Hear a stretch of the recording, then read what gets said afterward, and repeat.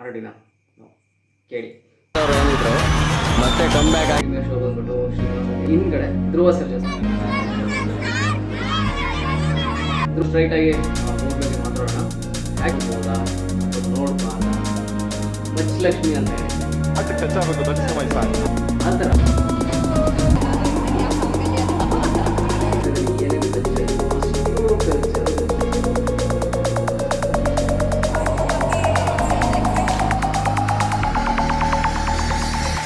ನಮಸ್ಕಾರ.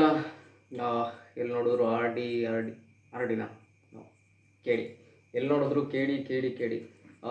Action prince Dhruva Sarja ಅವ್ರು ಏನಿದ್ರು ಮತ್ತೆ ಕಮ್ ಬ್ಯಾಕ್ ಆಗಿದ್ದಾರೆ ಅಂತ ಒಂದು ಮೇಯ್ನಾಗಿ ಗೊತ್ತಾಗುತ್ತೆ ಇದರಲ್ಲಿ. ಕೇಳಿದೆ, ಹವಾ ಆಗಿದೆ. ಸೊ ನಾನು ಕೂಡ ನೋಡ್ಕೊಂಬಂದೆ ಕೇಳಿ ಮೂವಿನ, ಚೆನ್ನಾಗಿದೆ. ಆ್ಯಂಡ್ ಪ್ರೀಮಿಯರ್ ಶೋಗೆ ಹೋಗಿದೆ. ಪ್ರೀಮಿಯರ್ ಶೋ ಬಂದ್ಬಿಟ್ಟು ಶ್ರೀನಿವಾಸ ಥಿಯೇಟ್ರಲ್ಲಿ ನೋಡಿದೆ.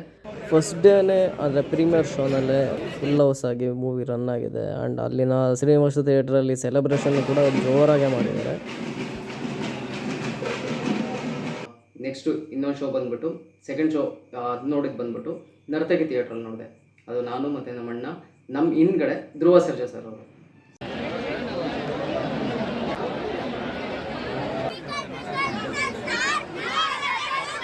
ಧ್ರುವ ಸರ್ಜಾ ಸರ್ ಅವರು. ಸೊ ಅಲ್ಲೂ ನೋಡ್ಕೊಂಬಂದೆ. ಲಿಟ್ರಲಿ ಚೆನ್ನಾಗಿದೆ.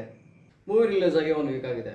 1 ವೀಕ್ ಆದಮೇಲೆ ನಾನು ರಿವ್ಯೂ ಮಾಡ್ತಾ ಇದ್ದೀನಿ. ಸೊ ಬಿಕಾಸ್ ಒಂದೇ ಉದ್ದೇಶ, ಮೂವಿ ಫ್ಯಾಮಿಲಿ ಜೊತೆ ನೋಡ್ಬೋದಾ ಅಥವಾ ನೋಡಬಾರ್ದಾ, ಮೂವಿ ಪೇಸವಸನ ಇದೆಯಾ ಅಂದರೆ ನಾವು ಕೊಡೋ ಅಮೌಂಟಿಗೆ ಒಂದು ವರ್ತ್ ಇದೆಯಾ ಅನ್ನೋ ಒಂದು ಉದ್ದೇಶಕ್ಕೋಸ್ಕರ ನಾನು ಇಷ್ಟು ಲೇಟಾಗಿ ರಿವ್ಯೂ ಮಾಡ್ತಾ ಇರೋದು. ಸೊ ಕನ್ನಡದಲ್ಲಿ ಈ ಥರ ಒಂದು ಮೂವಿ ಬರ್ತಾ ಇದೆ, ತುಂಬ ಖುಷಿ ಆಗುತ್ತೆ. ನೋಡೋದಕ್ಕೂ ಕೂಡ ತುಂಬ ಖುಷಿ ಆಗುತ್ತೆ ಈ ಥರ ಒಂದು ಮೂವಿಗಳು ಬರ್ತಾ ಇದ್ದಾರೆ. ಆ್ಯಂಡ್ 1 ವೀಕ್ ಆದರೂ ಕೂಡ ಎಲ್ಲ ಕಡೆ ಮೂವಿ ಚೆನ್ನಾಗಿ ರನ್ ಆಗ್ತಾ ಇದೆ ಮೇಯ್ನಾಗಿ. ಸೊ ಸ್ಟ್ರೈಟಾಗಿ ಮೂವಿ ಬಗ್ಗೆ ಮಾತಾಡೋಣ. Action prince Dhruva Sarja sir ಅವರು ಈ ಮೂವಿಯಲ್ಲಿ ಕಮ್ ಬ್ಯಾಕ್ ಆಗಿದ್ದಾರೆ ಅಂತ ಮೇಯ್ನ್ಲಿ ಗೊತ್ತಾಗುತ್ತೆ ಇದರಲ್ಲಿ. ಆ್ಯಂಡ್ ಈ ವಿಡಿಯೋ ಬಂದು ಕಂಪ್ಲೀಟ್ ಈ ಮೂವಿ ರಿವ್ಯೂ ಆಗಿರುತ್ತೆ. And video complete full watch ಮಾಡಿ. ಆ್ಯಂಡ್ ಯಾರ್ಯಾರು ಸಬ್ಸ್ಕ್ರೈಬ್ ಮಾಡ್ಕೊಂಡಿಲ್ಲ ಅವರೆಲ್ಲ ಸಬ್ಸ್ಕ್ರೈಬ್ ಮಾಡ್ಕೊಳ್ಳಿ. ನಮ್ಮ action prince Dhruva Sarja sir ಅವ್ರದ್ದು ಅದ್ದೂರಿ ಆಗಿರ್ಬೋದು ಅಥವಾ ಬಹದ್ದೂರ್ ಆಗಿರ್ಬೋದು ಅಥವಾ ಭರ್ಜರಿ ಆಗಿರ್ಬೋದು. ಸೊ ಈ 3 ಫಿಲಮು ಆ್ಯಕ್ಟ್ರಿಕ್ ಆಗಿ ಹಿಟ್ ಆಗಿದೆ.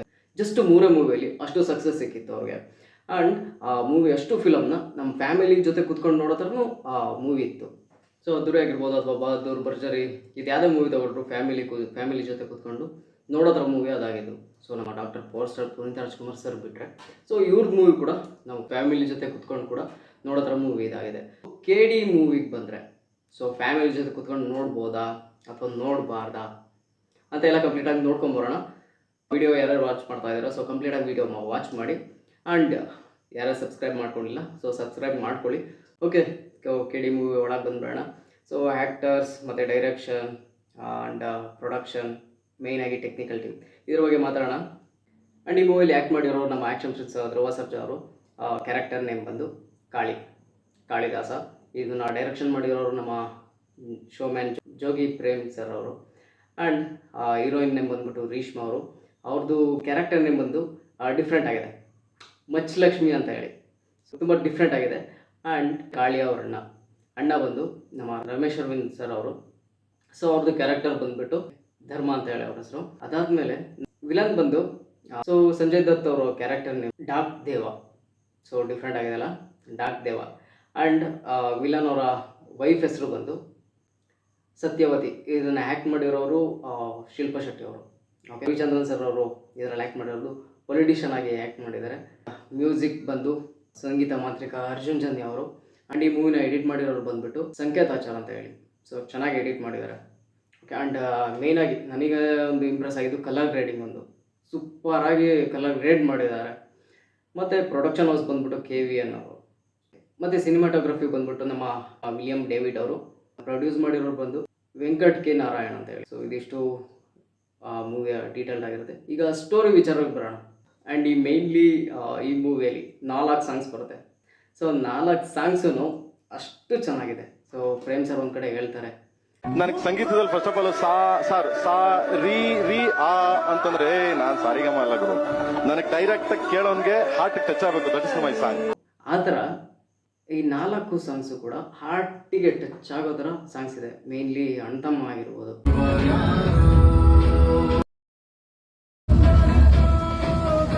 ಅಣ್ತಮ್ಮ ಮೂವಿ ಅಂದರೆ ಆ ಸಾಂಗಿಗೋಸ್ಕರ ನಾನು ಒಂದ್ಸಲ ಮೂವಿಗೆ ಹೋಗಿರೋದು ಉಂಟು. ಅಷ್ಟು ಚೆನ್ನಾಗಿದೆ ಲಿರಿಕ್ ಆಗಿರ್ಬೋದು, ಮ್ಯೂಸಿಕ್ ಆಗಿರ್ಬೋದು. ಆ್ಯಂಡ್ ನನಗನ್ಸಿದ್ದು ಬ್ಯಾಕ್ಗ್ರೌಂಡ್ ಮ್ಯೂಸಿಕ್ಕು ಎಕ್ಸಲೆಂಟಾಗಿ ಬ್ಯಾಕ್ಗ್ರೌಂಡ್ ಮ್ಯೂಸಿಕ್ ಕೊಟ್ಟಿದ್ದಾರೆ. ಸಾಂಗ್ ವಿಚಾರಕ್ಕೆ ಬಂದಿದೆ, ಒಂದು ಸಾಂಗ್ ಹೇಳಿದೆ, ಸೊ ಅಣ್ಣಮ್ಮ. ಸೊ ಇದು ಆಲ್ಮೋಸ್ಟ್ ಎಲ್ರಿಗೂ ಟ್ರೆಂಡೇ ಆಗೋಗ್ಬಿಟ್ಟಿದೆ ಶಿವ ಸಾಂಗು. ಆ್ಯಂಡ್ ಇನ್ನೊಂದು ಸಾಂಗ್ ಬಂದ್ಬಿಟ್ಟು ಸೆಟ್ ಆಗಲ್ಲ. ಸೊ ಹುಡುಗಿ ಜೊತೆ ಇದು ರೊಮ್ಯಾಂಟಿಕ್ ಸಾಂಗ್ ಆಗಿರುತ್ತೆ. ನೆಕ್ಸ್ಟ್ ಅದಾದಮೇಲೆ ಒಂದೊಂದು ಮಾಸ್ ಆಗಿ ಒಂದು ಸಾಂಗ್ ಇದೆ. ಸೊ ಅದೇನಂತಂದರೆ ಕಮಾನ್ ಪತ್ರ ಬಂದಿದೆ, ಅಣ್ಣ ಪತ್ರ ಬಂದಿದೆ, ಸಖತ್ತಾಗಿದೆ ಸಾಂಗು.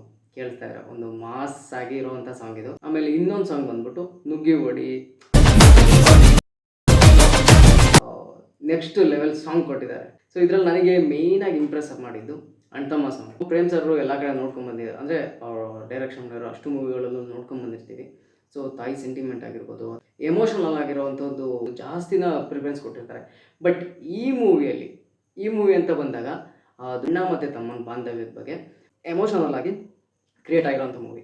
ಬಿಕಾಸ್ ಏನಾಗಿರ್ಬೋದು ಅನ್ಸುತ್ತೆ ಅಂದರೆ ಇದರಲ್ಲಿ, ಸೊ ಧ್ರುವ ಸರ್ಜಾ ಸರ್ ಅವರ ಅಣ್ಣ ಆಗಿರ್ಬೋದು, ಅವರು ತುಂಬ ಹಚ್ಕೊಂಡಿದ್ರು. ಸೊ ಹಂಗಾಗಿ ಈ ಮೂವಿ ತುಂಬಾ ಕನೆಕ್ಟ್ ಆಗ್ಬಿಡುತ್ತೆ. ಲಿಟ್ರಲಿ ಚೆನ್ನಾಗಿ ಬಂದಿದೆ.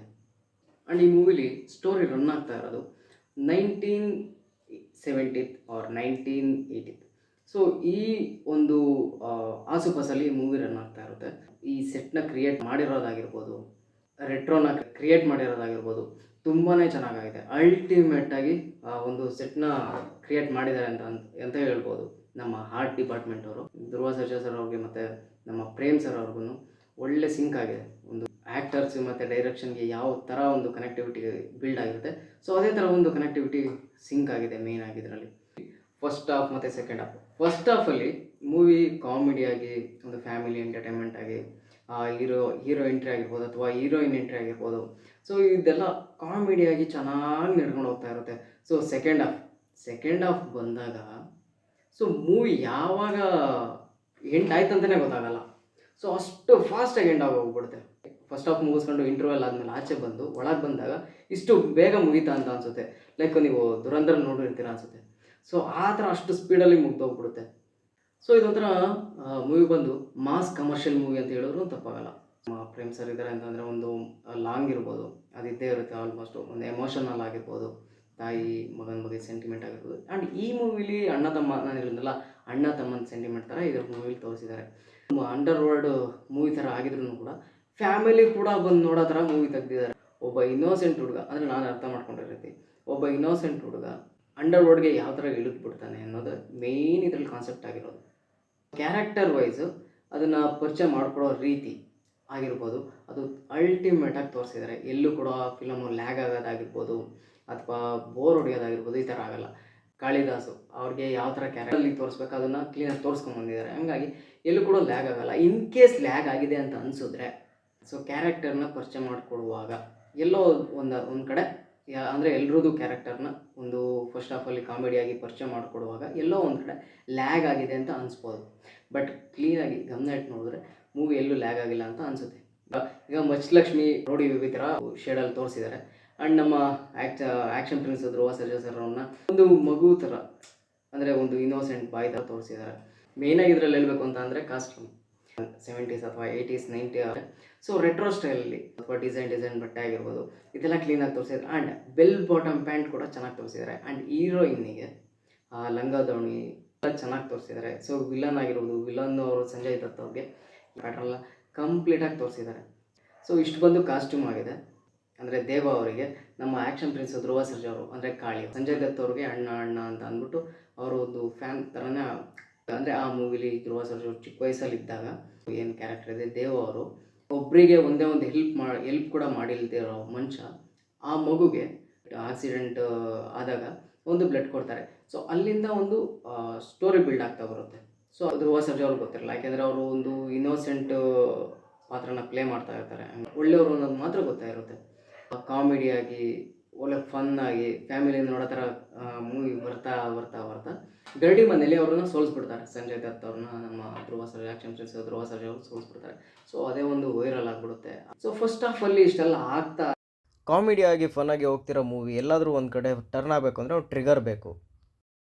ಹೀರೋಯಿನ್ನ ಕೂದಲು ಕಟ್ ಮಾಡಿಬಿಡ್ತಾರೆ. ಸೊ ಇದರಲ್ಲಿ ಸೊ ನಮ್ಮ ಮಹಾಭಾರತದ ಕಾಲಕ್ಕೆ ಹೋದರೆ ಪಾಂಚಾಲಿಗೆ ದುಶ್ಯಾಸನ ಹೇಳ್ಕೊಂಬರ್ತಾನಲ್ಲ, ಅದು ತುಂಬ ಅವಮಾನ ಆಗಿಬಿಡುತ್ತೆ.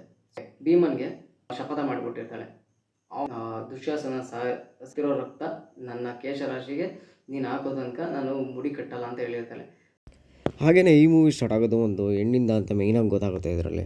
So B G M heavy ಕೊಟ್ಬಿಟ್ಟಿದೆ, ಅದ್ರ next level B G M ಅಂತಲೇ ಹೇಳ್ಬೋದು. ಸೊ ನಾರ್ಮಲಾಗಿ ಹೋಗ್ತಾ ಇದ್ದಿದ್ದು ಫಿಲಮ್ಮು ಇಂಟರ್ವೆಲ್ ಟೈಮಿಗೆ ಹೆವಿ ಟ್ವಿಸ್ಟ್ ಕೊಟ್ಬಿಡ್ತಾರೆ. ಸೊ ನಾನು ಹೇಳೋದಕ್ಕಿಂತ ಅಲ್ಲಿ ಹೋಗಿ ನೋಡಿದ್ರೆ ಒಂದು ಬೆಸ್ಟ್ ಎಕ್ಸ್ಪೀರಿಯನ್ಸ್ ಸಿಗೋದು. ಸೊ ಮನುಷ್ಯ ಇನ್ನೋಸೆಂಟ್ ಆಗಿದ್ದಿದ್ದು ಮನುಷ್ಯ ಯಾವ ಥರ ವೈಲೆಂಟ್ ಆಗ್ತಾರೆ ಅಂತ ಅಂದರೆ ಆ ಲೆವೆಲಿಗೆ ಅದರಲ್ಲಿ ತೋರಿಸ್ಬಿಟ್ಟಿದ್ದಾರೆ. ಒಬ್ಬ ನಾರ್ಮಲ್ ಗಾಯ್ ಡೆವಿಲ್ ಹೇಗಾದ ಅನ್ನೋದು ಮೇಯ್ನಾಗಿ ಇದರಲ್ಲಿ ತೋರಿಸಿದ್ದಾರೆ. ಅದು ಅಲ್ಲಿಂದ ಸ್ಟಾರ್ಟ್ ಆಗಿದ್ದು ಕತೆ. ಸೊ ಸೆಕೆಂಡ್ ಹಾಫಲ್ಲಿ ರಮೇಶ್ ಅರವಿಂದ್ ಸರ್ ಅವ್ರ ಹತ್ರ ಅಂದರೆ ಆ ಒಂದು ಕ್ಯಾರೆಕ್ಟರ್ಗೆ ಬಂದಾಗ ಮಹಾಭಾರತದಲ್ಲಿ ಒಂದು ಲೈನ್ಸ್ ಹೇಳ್ತಾರೆ. ಸೊ ಅದೇ ಟೈಮಿಗೆ ನಿನ್ನ ಫ್ಯಾಮಿಲಿ ಹೆಂಗೆ ಕಾಪಾಡ್ಕೊಂತೀಯ ಕಾಪಾಡ್ಕೋ. ಸೊ ಈ ಥರ ಬಂದಾದ್ಮೇಲೆ ಮಚ್ಚ ಅನ್ನೋದನ್ನ ಎಸಿತಾರೆ. 360 ಡಿಗ್ರಿ ಅವನ ಮನೆ ಒಂದು ಸೆಕ್ಯೂರಿಟಿ ಕೊಟ್ಬಿಟ್ಟಿರ್ತಾರೆ ಅವ್ರನ್ನೇ. ವಿಲನ್ ಸತ್ತಾದ್ಮೇಲೆ ಸೊ ನೆಕ್ಸ್ಟ್ ಇನ್ನೊಂದು ಟ್ವಿಸ್ಟ್ ಆಗಲಿ. ಸೊ ನನ್ನ ಗಂಡ ಸತ್ತಿದ್ದಾರೆ, ಭವತಿ ಭಿಕ್ಷಾನ್ ದೇವಿ ಅನ್ನೋದೊಂದು ಇದು ಬರುತ್ತೆ. ಅವ್ರ ತಲೆ ತಂದಿರೋದು ಖಾಲಿ ಕೈಯಲ್ಲಿರುತ್ತೆ, ಅದು ಪೊಲೀಸ್ ಸ್ಟೇಷನ್ದಲ್ಲಿ ತಂದಿಟ್ಬಿಟ್ಟಿರ್ತಾರೆ. ಭವತಿ ಭಿಕ್ಷಾನ್ ದೇವಿ ಅಂದರೆ ತಲೆ ಕೆಳಕ್ಕೆ ಅಂತ ಬರ್ತಾರೆ ಸತ್ಯವತಿ ಅವರು. ಗಂಡನ್ನ ಯಾರು ಸಾಯಿಸಿದ್ರು ಅವ್ರನ್ನ ಅವ್ರ ತಲೆ ನನಗೆ ಬೇಕು ಅಂದರೆ ಅವರು ಇದು ಕೊಟ್ಟವ್ರಿಗೆ ಅವ್ರಿಗೊಂದು ಆಫರು ರಿಲೀಸ್ ಮಾಡಿಬಿಡ್ತಾರೆ ಮೇಡಮ್. ನೆಕ್ಸ್ಟು ಕೇಡಿನ ಕಾಪಾಡೋದಕ್ಕೆ ಅಂತಲೇ ನಮ್ಮ ಕಿಚ್ಚ ಸುದೀಪ್ ಸರ್ ಬರ್ತಾರೆ ಆ್ಯಸ್ ಎ ಕಾಲಭೈರವ. ಅದು ಅಲ್ಟಿಮೇಟ್ ಆಗಿ ತೋರಿಸಿದ್ದಾರೆ. ಒಬ್ಬ ಈ ದೊಡ್ಡ ಸೆಲೆಬ್ರಿಟಿಗೆ ಸೊ ಯಾವ ಲುಕ್ಕು ಯಾವ ಶೇಡಲ್ಲಿ ತೋರಿಸ್ಬೇಕು ಅನ್ನೋದು ತುಂಬ ಚೆನ್ನಾಗಿ ತೋರಿಸಿದ್ದಾರೆ. ಸೊ ಆ ರಾಮನ ವಿಗ್ರಹ ಬೀಳ್ತಾ ಇರೋದು, ಒಂದು ಇಟ್ಕೊಳ್ಳೋದಾಗಿರ್ಬೋದು. ಸೊ ಅದಾದ ನಂತರ ನಮ್ಮ ಧ್ರುವ ಸರ್ಜಾ ಅವ್ರಿಗೆ, ಯಾಕೆಂದರೆ ಧ್ರುವ ಸರ್ಜಾ ಅವ್ರ ಮೇನ್ ಆ ಕ್ಯಾರೆಕ್ಟರ್ ವೀಕ್ ಆಗಬಾರ್ದು ಅಂತ ಅಂದ್ಬಿಟ್ಟು ಸುದೀಪ್ ಸರ್ ಹಿಂದ್ಗಡೆ ಧ್ರುವ ಸರ್ಜಾ ಒಬ್ಬರು ಬರೋ ಥರ ಅದನ್ನು ಚೆನ್ನಾಗಿ ತೋರಿಸಿದ್ದಾರೆ. ಇದು ಒಂದು ದೊಡ್ಡ ಟ್ವಿಸ್ಟ್ ಆಗಿ ಕೂತ್ಕೊಳ್ಳುತ್ತೆ. ಸೊ ಈಗ ನೆಕ್ಸ್ಟ್ ಬರೋದೇ part 2. We are waiting for part 2. Okay, ನೀವು ಯಾರ್ಯಾರು ಮೂವಿ ನೋಡ್ತೀರಾ ಹೋಗ್ಬಿಟ್ಟು ಥಿಯೇಟ್ರಲ್ಲೇ ಮೂವಿ ನೋಡಿ. ಬಿಕಾಸ್ ಥಿಯೇಟ್ರಲ್ಲೇ ನಾನು ಹೇಗೆ ಪೈರಸಿ ಅದು ಇದು ಅಂತ ಎಲ್ಲ ಬಂದು ಸೊ ಆಲ್ಮೋಸ್ಟ್ ಅವರು ಕಷ್ಟಪಟ್ಟು ಮೂವಿ ಮಾಡಿರ್ತಾರೆ. ಸೊ ಸುಮಾರು ಜನ ಟೆನ್ಷನಿಂದ ಸೊ ಅದೇ ಕೆಲಸ, ಅದೇ ಮನೆ, ಸೊ ಅದೇ ಆಫೀಸು, ಸೊ ಇದರೆಲ್ಲ ನೋಡುವಾಗ ಒಂದೊಳ್ಳೆ ಥಿಯೇಟ್ರಿಗೆ ಹೋದರೆ ಒಳ್ಳೆ ಎಕ್ಸ್ಪೀರಿಯೆನ್ಸ್ ಆಗುತ್ತೆ. ವಿತ್ ಫ್ಯಾಮಿಲಿ ಜೊತೆ ನೋಡಿ ಕೂತ್ಕೊಂಡು ನೋಡುವಂಥ ಮೂವಿ ಅಂತ ರೆಫರ್ ಮಾಡ್ಬೋದು. ಅಷ್ಟು ಚೆನ್ನಾಗಿದೆ. ಇದಿಷ್ಟು ಕ್ಯಾರೆಕ್ಟರ್ ವೈಸ್ ವಿಡಿಯೋ ಆಗಿತ್ತು. ಆ್ಯಂಡ್ ಟೆಕ್ನಿಕಲ್ ಆಗಿರ್ಬೋದು ಅಥವಾ ಡೈರೆಕ್ಷನ್ ಡಿಪಾರ್ಟ್ಮೆಂಟ್ ಆಗಿರ್ಬೋದು. ಸೊ ಇಷ್ಟು ವಿಡಿಯೋ ಆಗಿತ್ತು ಇದ್ರ ಬಗ್ಗೆ. ಫಸ್ಟ್ ಮೂವಿ ಅಂತ ಹೇಳಿದ್ರು. ಸಾಂಗಲ್ಲಿ ಬರ್ತಾರೆ ಅವರು, ಅಣ್ತಮ್ಮ ಸಾಂಗಲ್ಲಿ ಬರ್ತಾರೆ. ಸಾಂಗಲ್ಲಿ ಬಂದಿದ್ರು ಆ್ಯಕ್ಟಿಂಗ್ ಚೆನ್ನಾಗಿ ಮಾಡಿದ್ದಾರೆ. ಅದ್ರಲ್ಲಿ ಬಂದವ್ರದ್ದು ಮೇಡಮ್ ಒಬ್ಬರದ್ದು ಇಂಟರ್ವ್ಯೂ ಮಾಡಿದ್ದೀನಿ. ಸೊ ನಿಮಗೆ ಅಣ್ತಮ್ಮ ಸಾಂಗ್ ಬಂದಾಗ ಯಾವ ಥರ ಫೀಲ್ ಆಗಿದೆ? ಪರ್ಸ್ನಲಿ ಅಣ್ತಮ್ಮ ಸಾಂಗ್ ನನಗೆ ತುಂಬ ಇಷ್ಟ. ಯಾಕಂದರೆ ನಾನು ಇದ್ದೀನಿ ಆ ಸಾಂಗಲ್ಲಿ, ಅದು ಸ್ಟಿಲ್ ಎಲ್ಲ ಸಾಂಗ್ಸು ತುಂಬ ಚೆನ್ನಾಗಿ ಬಂದಿದೆ. ಅದು ಚೆನ್ನಾಗಿ ಮೂಡ್ ಬಂದಿರೋಂಥ ಸಾಂಗಿಗೋಸ್ಕರ ನಾನು ಹೋಗಿರೋದು ಉಂಟು.